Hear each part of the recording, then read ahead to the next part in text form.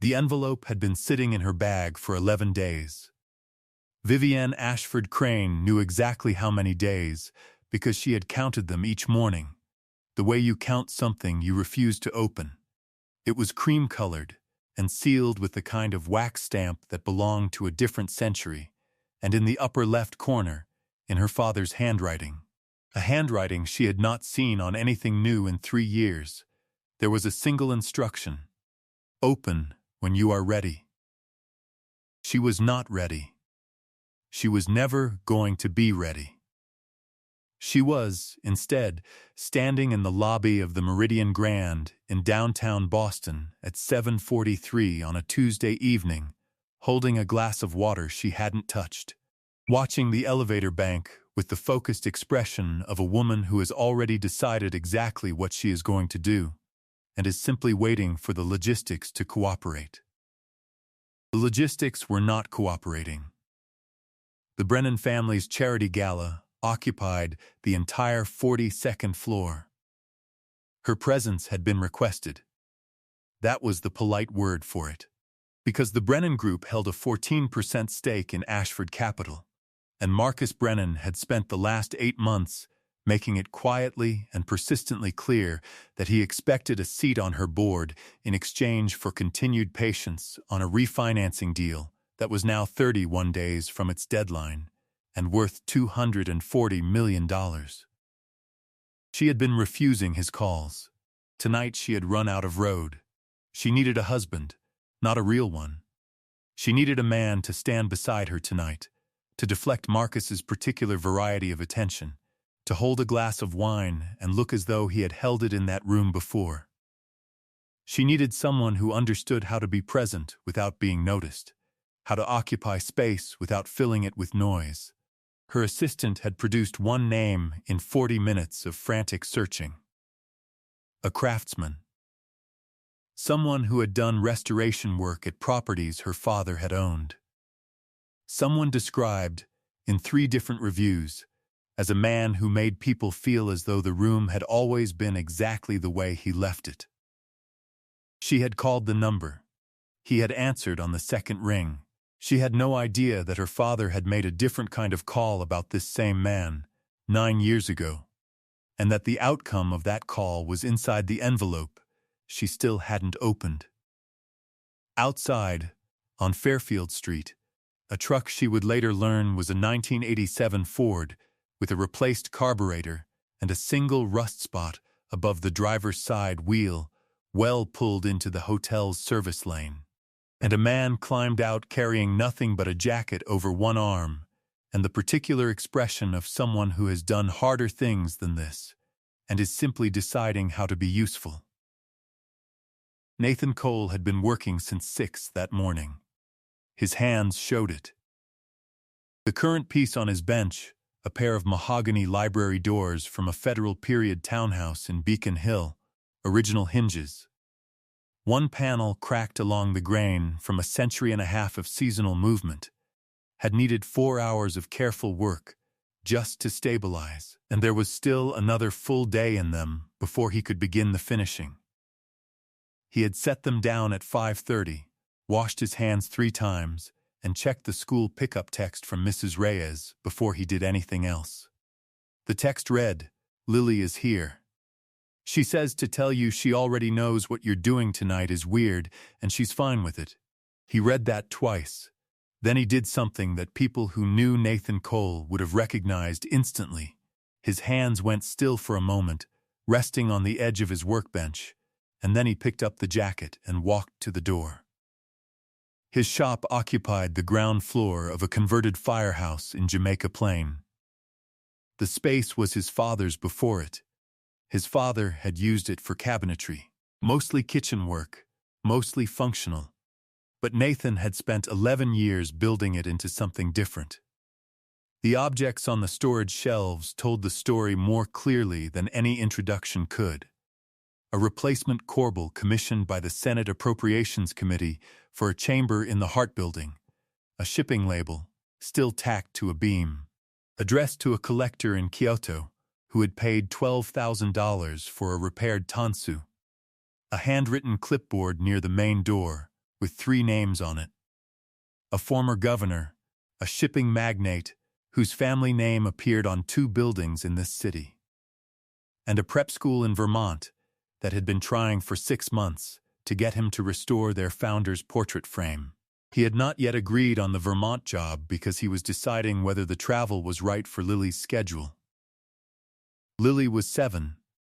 She had her mother's eyes, a gap between her 2 front teeth that she had decided was not a problem but a personality feature, and a stuffed elephant she called Admiral that was missing its left tusk and had been missing it since the night of the accident.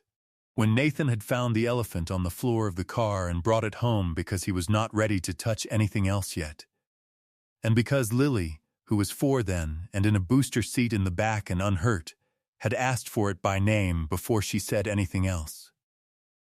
The left tusk had been caught under the front seat.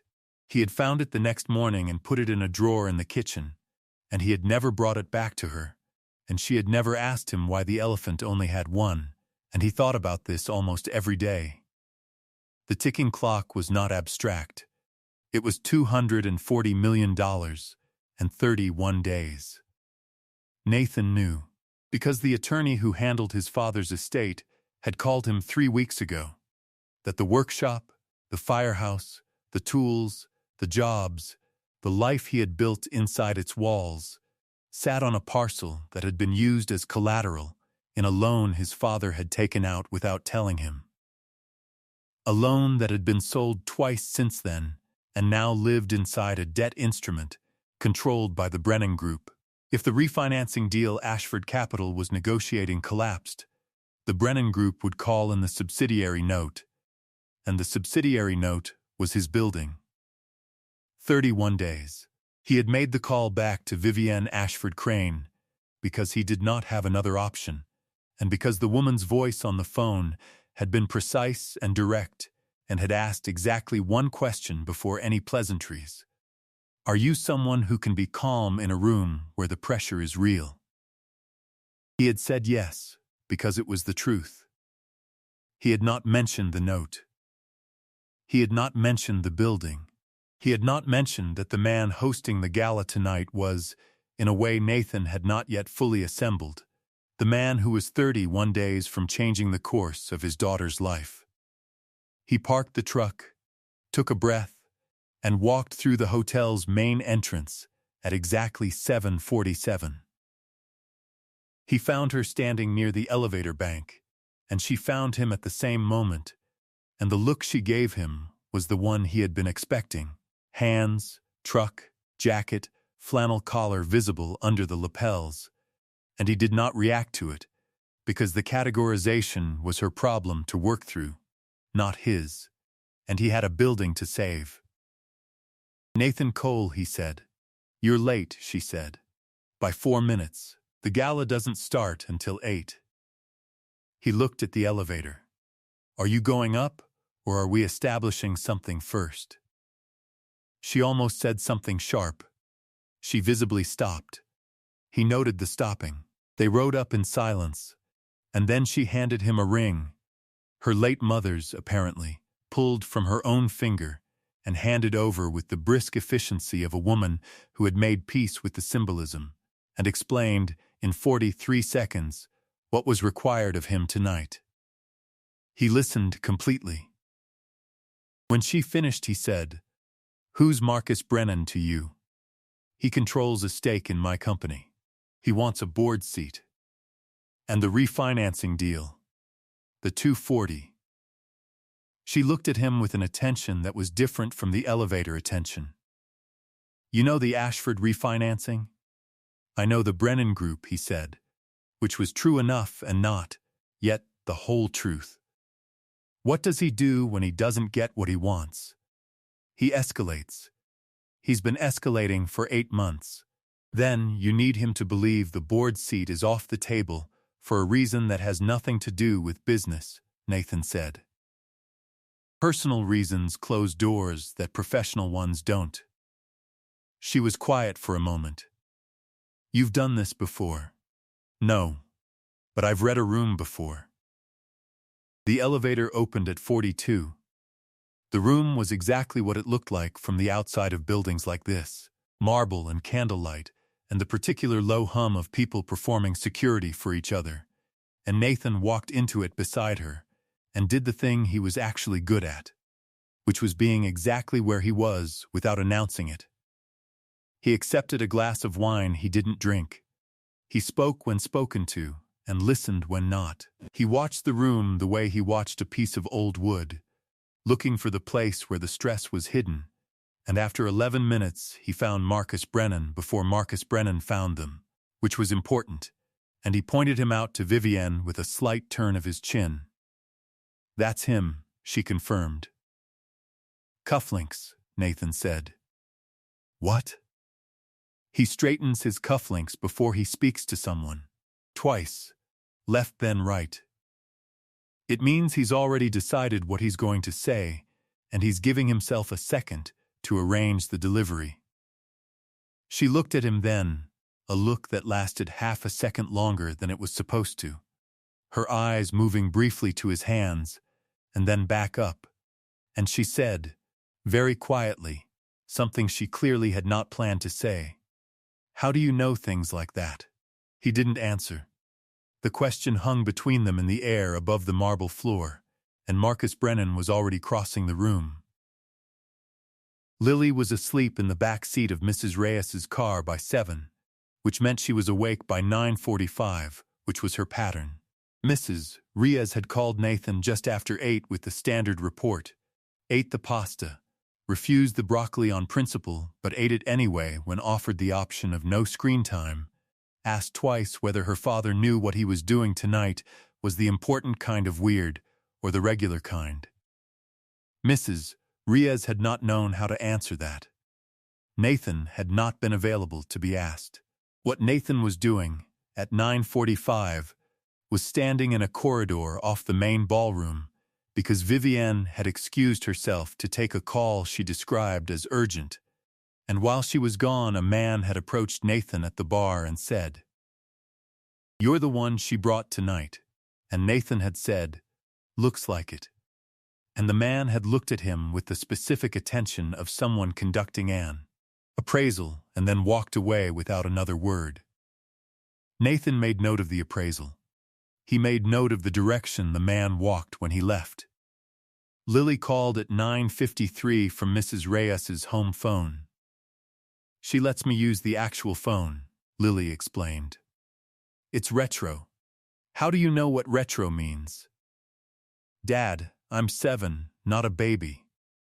He laughed. He could not help it.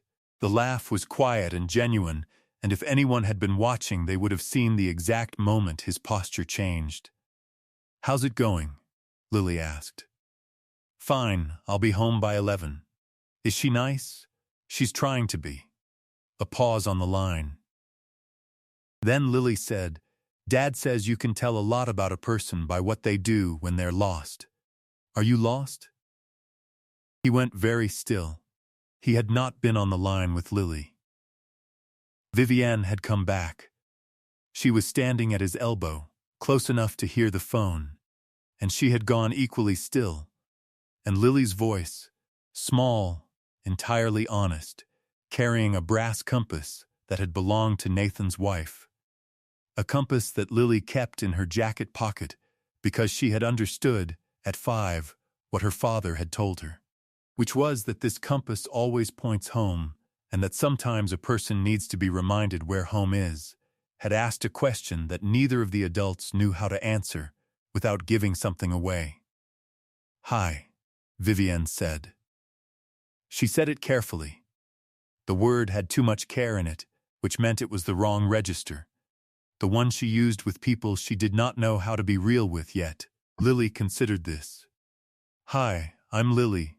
I'm Vivienne." Another pause. Then Lily said, "That's a very long name. Does anyone call you Viv?" "No," Vivienne said.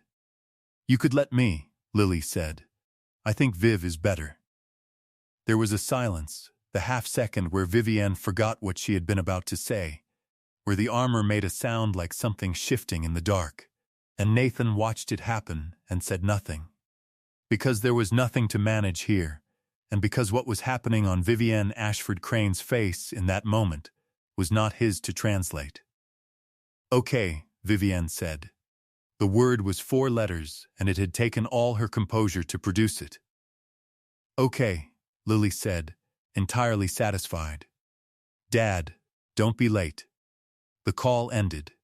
Vivienne handed the phone back without looking at him, and for a moment she was looking at nothing specific. Her eyes somewhere past the marble and the candlelight, and Nathan set the wineglass he hadn't touched down on the nearest surface, and did not pick it up again. Marcus Brennan found them at 10:22. He arrived mid-sentence, as though he had started speaking before he entered the space, and had simply continued, and he addressed Vivienne first.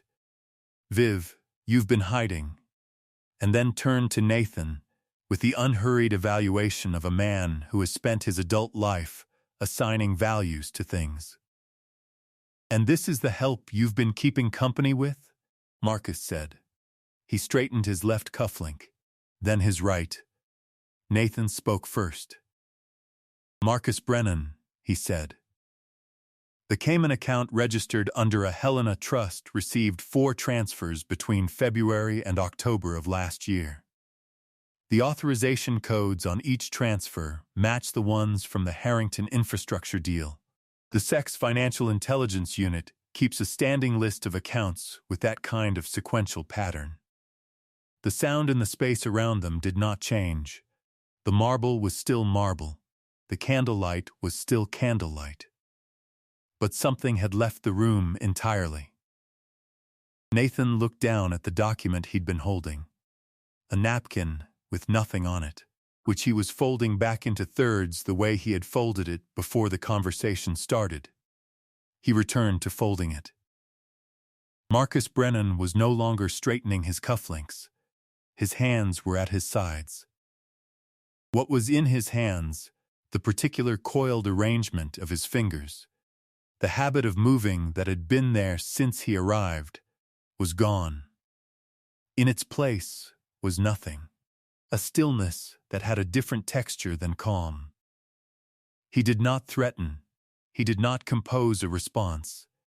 He said, very quietly, "You should be careful." And the sentence landed empty, and he turned and walked toward the elevator bank and did not look back, and he was gone in the way that air leaves a room, not dramatically, not with a sound.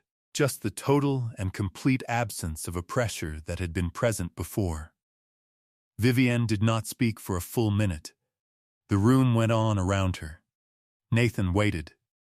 When she finally looked at him, she said nothing.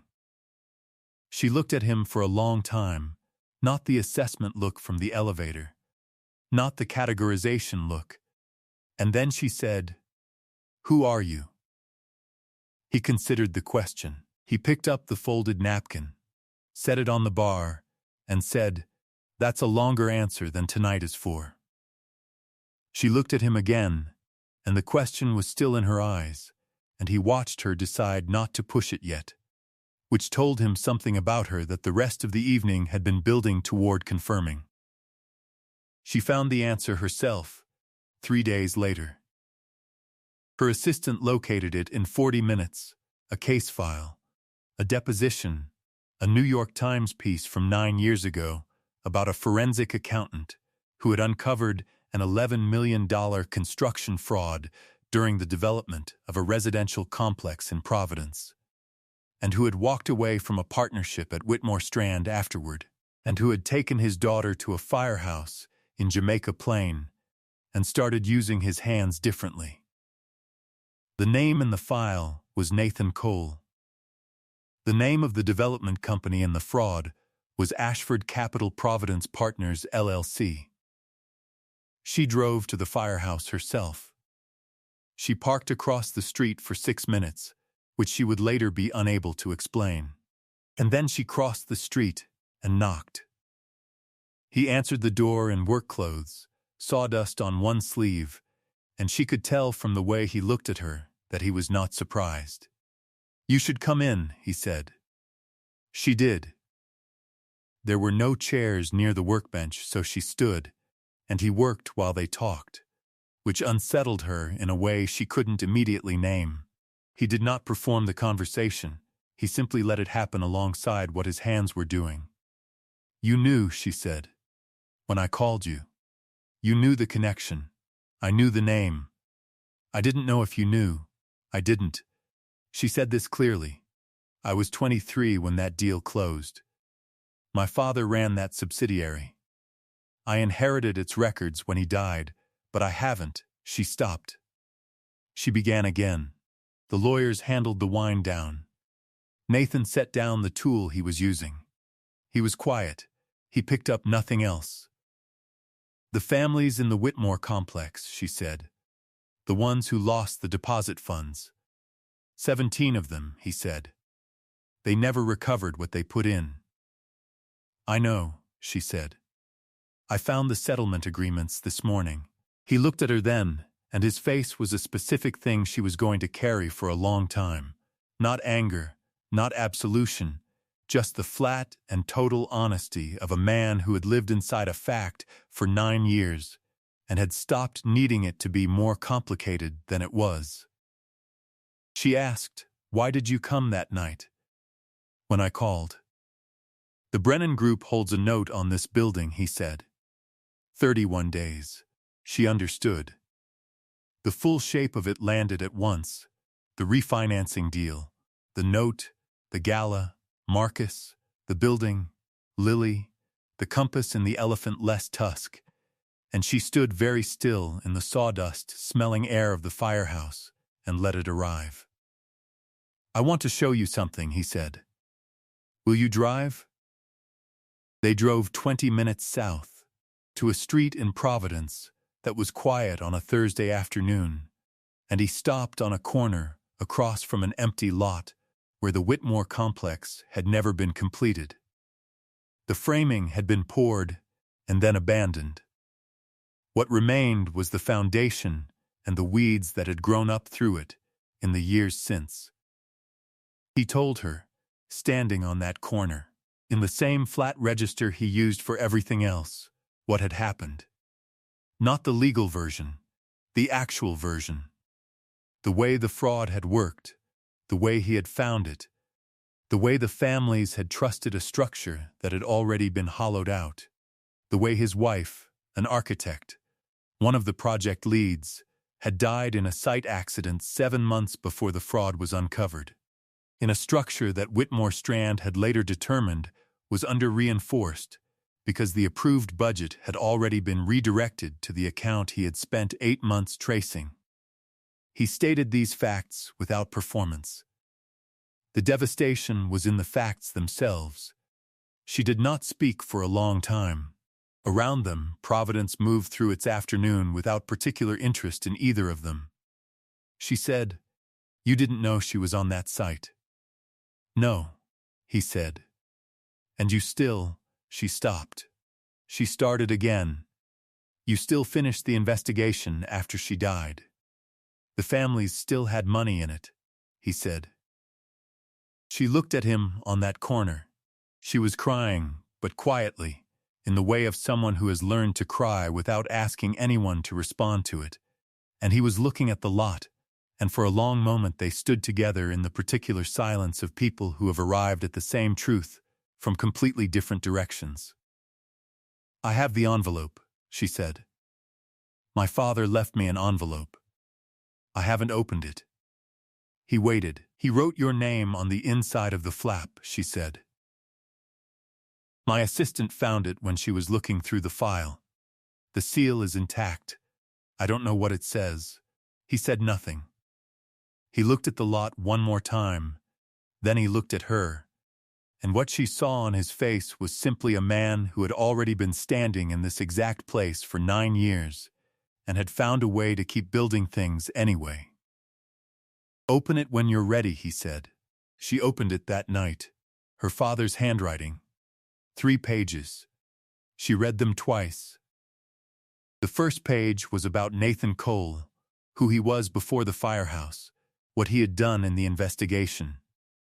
the assessment her father had made of him when they had spoken once, briefly, during the wind-down of the Providence subsidiary. A conversation Nathan did not know had happened. The second page was about what her father had hoped she would find when she was ready to look. The third page was about how he had been wrong about a great many things and right about very few, and how the man on the second page was one of the things he had been right about, and how he was sorry he hadn't told her while he could.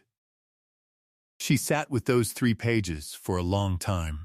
Then she called Marcus Brennan's attorney at 11:47 at night and said, in the measured and specific way of a woman who has been trained to fill space with language and has just decided she no longer needs to, the Brennan Group's position in Ashford Capital is being tendered at current market value. I will have our legal team reach out in the morning regarding the terms. The refinancing deal is restructured. The subsidiary note on the Jamaica Plain property is absorbed into the new instrument and released as a condition of the tender.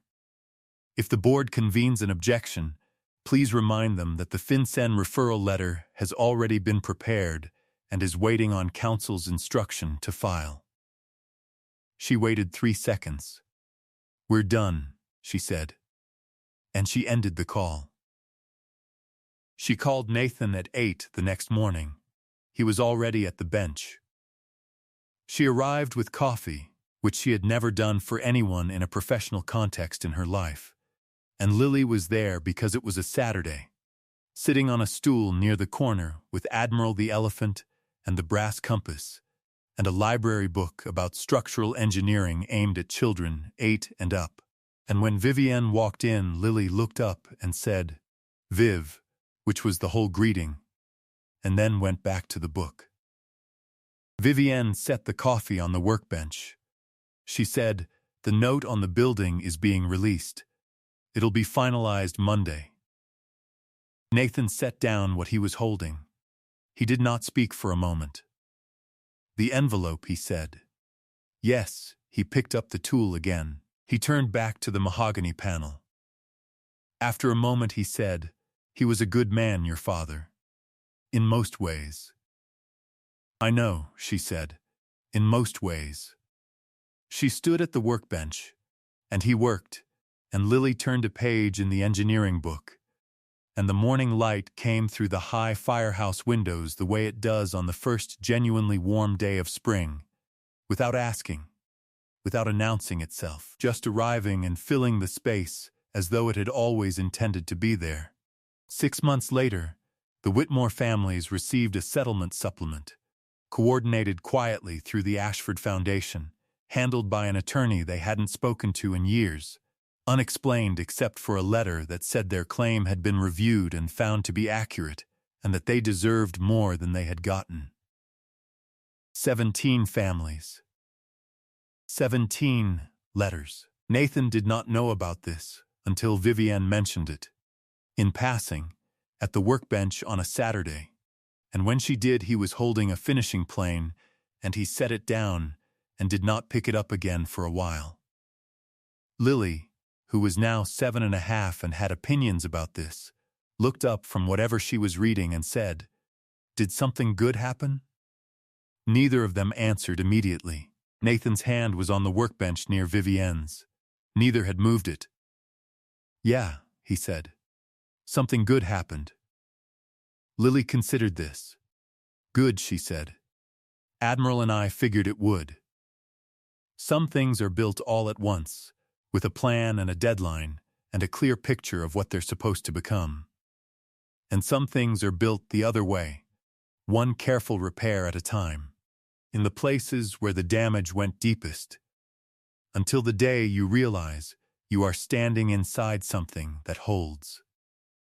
If you know someone who is still waiting to open an envelope, someone who keeps carrying the weight of what they haven't let themselves find out yet, share this with them today and subscribe, because every story we tell here begins in that exact same place, the moment before someone decides to finally look. Now leave us a comment with this. Vivienne's father chose Nathan for her 9 years before she ever heard his name. But she had to lose everything she was hiding behind before she was ready to find him. If you had been handed that letter on the day he wrote it, would you have opened it? Or would you have needed those 9 years too? We read every one.